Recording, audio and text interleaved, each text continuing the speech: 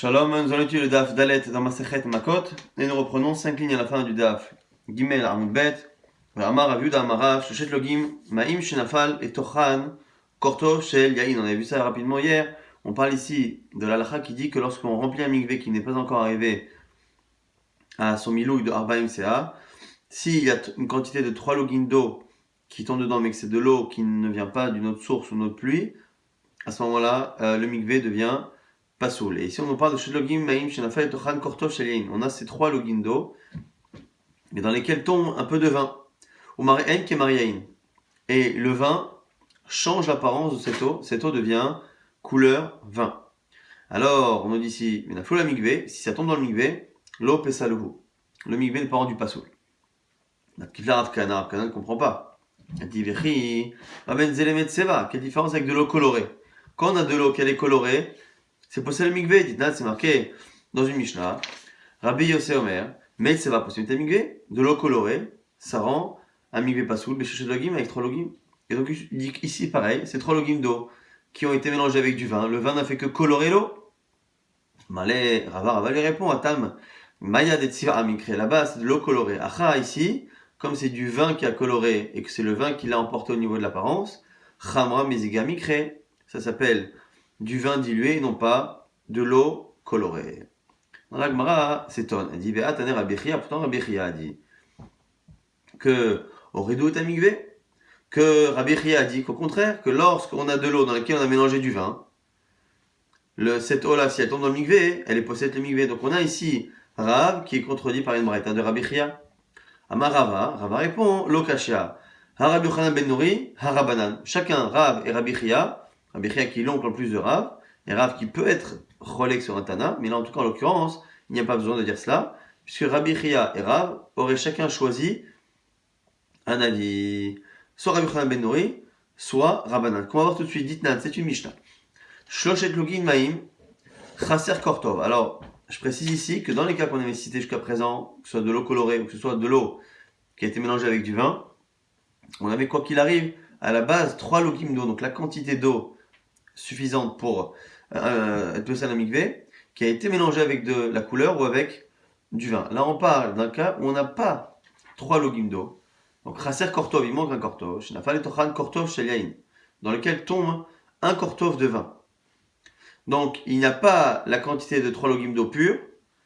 Une partie est remplacée par du vin. Et c'est le vin qui l'emporte. Nafou le mikvé, l'opé salou. Si ça tombe dans le mikvé, c'est pas possible. Et pareil, chaser kortov, shenafal et tran kortov chalav. Et pareil, le même cas, où il y a un peu moins de 3 logim d'eau, et les 3 logim sont complétés par du lait, par un autre liquide, ou maré en qui maré maïm. Et l'apparence, ici c'est l'apparence de l'eau. Nafou le mikvé, l'eau pesalouhu.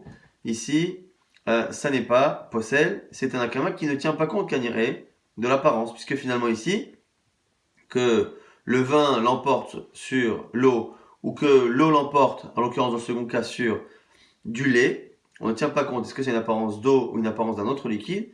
On part du principe que quoi qu'il arrive, ça n'est pas possède le mikvé. En partant encore une fois du principe que dans les deux cas ici, dans la version qu'on a ici, on parle à la fois dans le premier cas et dans le second cas, d'une situation où il n'y a pas 3 logim complets d'eau. Ça c'est Tanakama. Rabbi Yochanan ben Nouri Omer, Akol, Oler, Achar, Amare. Sur Rabbi Yochanan ben Nouri, tout va selon l'apparence. Et c'est comme ça qu'on va expliquer finalement Rav et Rabbi Chia.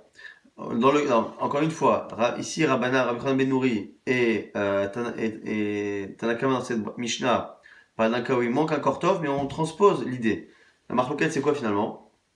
C'est que selon Rabbi Yochanan ben Nouri, Akol, Oler, Achar, Amare, et tout va selon l'apparence.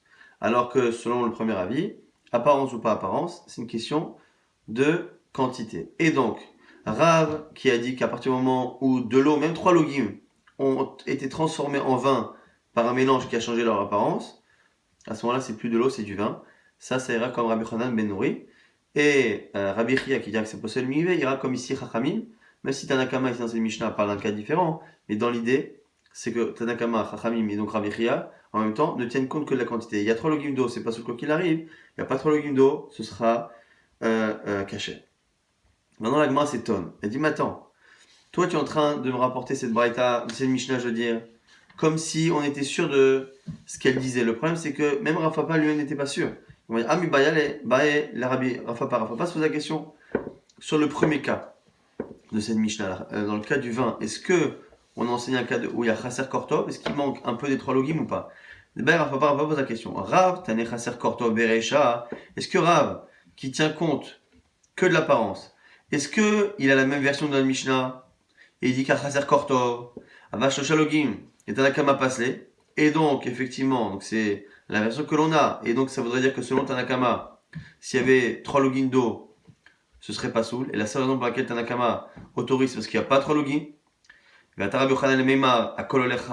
donc Rabbi Yochanan, qui viendrait dire après que c'est l'apparence qui compte, ce serait comme la vie de Rav, donc vers Rav Omer, qui est Yochanan Ben Nouri. On dit non, peut-être, Rav Lotane Chasser Korto Veresha, peut-être qu'il n'est pas Gores, il n'a pas dans les mots du début de la Mishnah, il n'a pas les mots Chasser Kortov. C'est-à-dire qu'on parle directement d'un cas où il y a 3 logins. Yochanan Ben Nouri, qui palig à Seifa ou des palig. Et que lorsqu'il y a Yochanan Ben Nouri est Cholek, il est Cholek sur l'autre cas. Le cas où oui, il Chasser Kortov, où il y a du lait et que ça a une apparence d'eau. Et là où il dira qu'effectivement, c'est l'eau qui l'emporte sur le lait. Et Rav à ce moment-là, la marque qui devrait alcool, Rav pourrait à ce moment-là avoir une lecture dans le cas qu'on a cité nous, où il y a 3 logim d'eau, qui correspondrait à tout le monde, parce que la discussion Rav Yochanan Ben Nouri et Tanakama ne porterait que sur le cas où il manque un kortov. Donc la Gemara dit comment tu peux apporter une lecture de cette Mishnah claire alors que Rav Papa ne savait pas. La Gemara dit les Rav Papa a mis Mayale, les Rava Pshitala. Il n'y a pas de problème. On peut très bien dire que Rav Papa avait un doute, mais que Rava n'en avait pas. Rav Yosef, Loshmi Ali, Ashmarta. La Gemara dit, tu sais ce que tu as dit, ce que Rav Yuda a dit au nom de Rav, sur justement le mikvé dans lequel on a fait rentrer 3 logim complets d'eau avec lequel on a mélangé du vin. J'ai jamais entendu parler de ça. Amalé Abaye lui a dit son élève, Atamart Lanyalan, c'est toi qui nous l'as enseigné. Et je vous rappelle que Rav Yosef fait partie des sages qui ont eu le malheur de perdre la mémoire à la fin de leur vie. C'est toi qui nous l'as dit. Rav Lotane Chasser Korto Veresha, Rav Yochanan Ben Yochanan Seifa Palik, c'est toi qui nous as dit ce que tu en pensais. Tu pensais que dans le premier cas, Rav disait que dans la Mishnah, il n'y avait pas marqué les mots Chasser Kortov, il manque un Kortov. Et donc, la Marlokat Rav Yochanan Ben Nouri et Tanakama, elle est que sur le cas du lait et de l'eau. Et là-bas, il est venu dire que dans ce cas-là où il manque un Kortov, l'eau l'a emporté sur le lait et c'est comme s'il n'y avait que de l'eau. Et donc, du coup, Rav dit vrai, Damar qui dit Rakol, et la halakha de Rav qu'on a cité, elle est finalement unanime selon tout le monde. Autre halakha, Vamarav Yudamarav, Chavid Melea, Maïm Shinafal, et Yamagadol. Un grand tonneau d'eau qui est tombé dans la mer Méditerranée.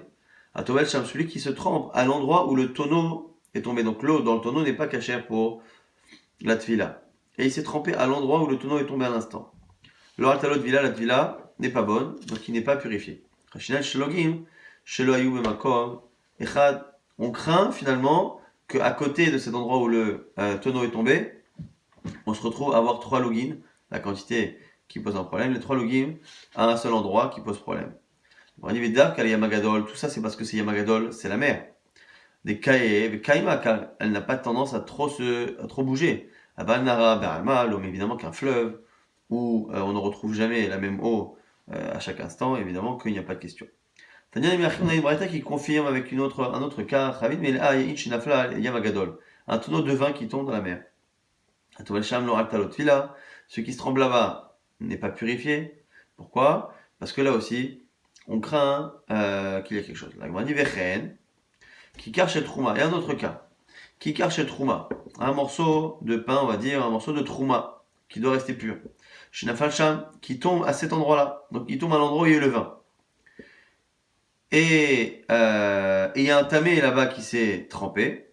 Donc le tamé s'est trempé, et donc il n'est pas purifié. Comme il n'est pas purifié, il a impurifié le vin, et que le vin a purifié la trouma. La trouma est impure. La Gemara dit, Maïvechen. À quoi ça sert de me ressentir ce cas-là? J'ai compris qu'il n'est pas purifié. La Gemara dit, Maoudété, maintenant je vais te dire pourquoi. Tu aurais pu penser qu'il n'y a que pour un homme qu'on va dire qu'il est impur dans ce cas-là, mais pas pour le kikar. Pourquoi? Pas pour le morceau de pain. Parce que tu aurais pu penser que finalement on n'a pas réellement de certitude qu'il n'a pas une bonne tédila, qu'il n'y a pas de bonne immersion dans l'eau, et simplement on laisse la situation dans l'état antérieur, dans le doute. C'est-à-dire, un homme qui vient se purifier comme il est impur à la base, on dira qu'il reste tel quel. Le pain était pur, on ne dira pas qu'il est devenu impur. On dira qu'il est tel quel. Atamuka Gavrea Achaske, tu aurais pu penser que je n'ai dit là-bas que pour l'homme, le cas de l'homme, que parce qu'on le laisse sur la situation antérieure. Achaoke Trouma Achaske, j'aurais dit pour la Trouma qu'on la laisse pure. Kamashman que non. On considère réellement qu'il n'y a pas eu de tuila, donc le bonhomme est vraiment impur. S'il est impur, le vin également. Et si le vin également, le qui cale le morceau de pain de Trouma également. Nouvelle Mishnah avait dit Manu Beishponi Shechal Lechaveron Matemzuz. Un homme témoigne, en montant évidemment, que une personne doit 200 zouz. Mais c'est ozomemim, lokin ou shalmim. Si ils sont eux-mêmes, selon ici Rabbi Meir, on les frappera, on leur donnera 39 coups et ils paieront. Chez lo Hashem Amevin idé makot, mevi'an idé tashlumin. Car ici, c'est les paroles de Rabbi Meir, donc du Rabbi Meir, selon lui, c'est pas le même verset. C'est pas le même verset qui justifie qu'on les frappe, qui les fait payer. Pourquoi? Parce que selon lui, c'est marqué Lotarne veracha et shaker, tu ne feras pas de faux témoignages à ton prochain. Alors on a dit que normalement c'est un lave, shen bomarase, c'est un interdit sur lequel il n'y a pas d'action. Mais malgré cela, nous on a vu que c'était une exception dans laquelle on donnait des coups tout de même. Pourquoi? Parce que c'est marqué Vayem binakot aracha, qu'il y a des cas où effectivement on peut se retrouver à frapper celui qui a été rendu racha, vershot racha, et donc on ne le fera pas Vayem binakot aracha. Et donc selon Rabbi Meir, du coup on applique le tarné. Et de l'autre côté, il y a une halakha qui dit que kasha samam. Donc on les frappe parce qu'ils ont fait un mensonge dans le tribunal. L'otane veracha et shaker, un des 10 commandements qu'ils ont transgressé. De l'autre côté, on les fait payer comme c'est marqué dans la Torah. Chachamim ont dit non, kolam shalem et noloke. On ne peut pas à la fois payer et être frappé. C'est pas possible, c'est incompatible. Celui qui témoigne, c'est un peu une même marloquette. Celui qui témoigne sur une personne qu'il transgresser la Torah de telle sorte à ce qu'il doit recevoir les 40 coups. Mais on se rend compte que ce sont des faux témoins. Lokim Shmonim, ils prennent 80 coups. 2 fois 40. Pourquoi? 40 Mishum Lotan Vecha et Shaker à cause du mensonge dans un tribunal. Et l'autre, Mishum un système Kashazama, pour appliquer ce qu'ils ont voulu faire appliquer. Donc c'est totalement cumulable, même si c'est le même type de peine. Ça c'est toujours dit Rabbi Meir. Rabbi disent non, Enokim, et là Arbaim. On ne fait pas encore une fois. L'idée, c'est ce que quand on a dit que finalement l'otarné, on applique parfois dans un kashazama, on peut appliquer les coups. Est-ce que c'est en remplacement d'une sanction qu'on ne peut pas appliquer, comme on a vu dans le premier Mishnah, pour celui qui accuse un Kohen de ne pas être kasher, ou celui qui accuse quelqu'un de devoir aller en galoute? Est-ce que c'est que dans le cas où on ne peut pas appliquer la sanction qu'on applique les coups, ou est-ce que Bichlal on applique à chaque fois les coups? Sur Rabbi, on applique à chaque fois les coups. Mishnah Malé Rabbanan Kederish Ato Ktiv. Moi, dit attends, Chachami, je comprends. Dans la Torah, Kederish Ato. Tu le feras payer Kederish Ato selon sa faute, entre guillemets, selon le mal qu'il a fait. Kederish Achad Atamechayvo, Atamechayvo Mishum Shterish Ayot. Pour une même action, tu ne le fais pas payer 2 fois. Et là, Rabbi Meir, Maïtama, comment Rabbi Meir justifie son raisonnement? Amaroula, Gamar Moti Shemra.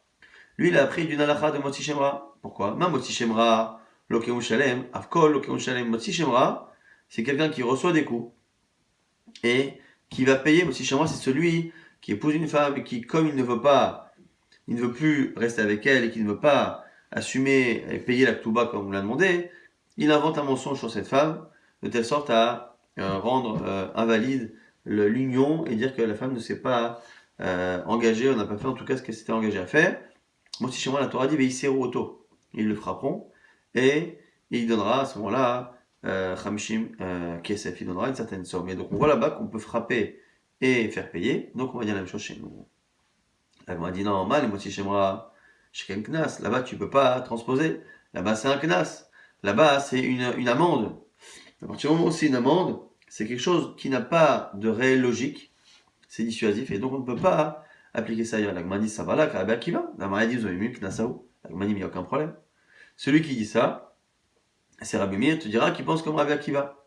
Rabbi Akiva, rappelez-vous, c'est celui qui pense que c'est un Knas. C'est la raison pour laquelle on ne pouvait pas payer pour dire même si on avouait nous-mêmes être coupable, parce que Modemi Knas, pas tour. Donc ici, Rabbi Meir, lui pense que Adim Noïm c'est un Knas. Comme c'est un Knas, on peut très bien le comparer à Motsi Shemra. Et Motsi Shemra, comme là-bas on frappe et on le fait payer, ce sera pareil chez nous. Il y en a qui enseignent ce qu'a dit Oula, qu'on apprend de Motsi Shemra, ils disent qu'on apprend d'ailleurs. Des Tanya, c'est marqué dans une braïta, c'est marqué au sujet du Korban Pessah. L'autre tirou mimino ad boker, vous n'en laisserez pas jusqu'au matin. Vers notar mimino, ce qui en restera jusqu'au matin, ba'esh isrofu, il faudra le brûler par le feu. Bakatou liten ase, achar lota ase. La Torah est venue donner une mise positive après une mise négative. La mise négative, c'est l'interdit d'en laisser. La mise positive, c'est de le brûler.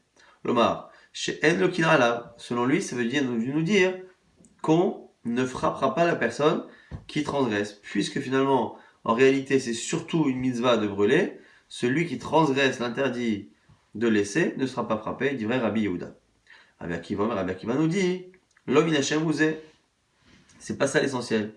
Et là, Mishum d'avaler là, Shen Boma. C'est pourquoi on ne frappe pas celui qui laisse le korban, parce que le fait de laisser le korban jusqu'au matin n'est pas une action.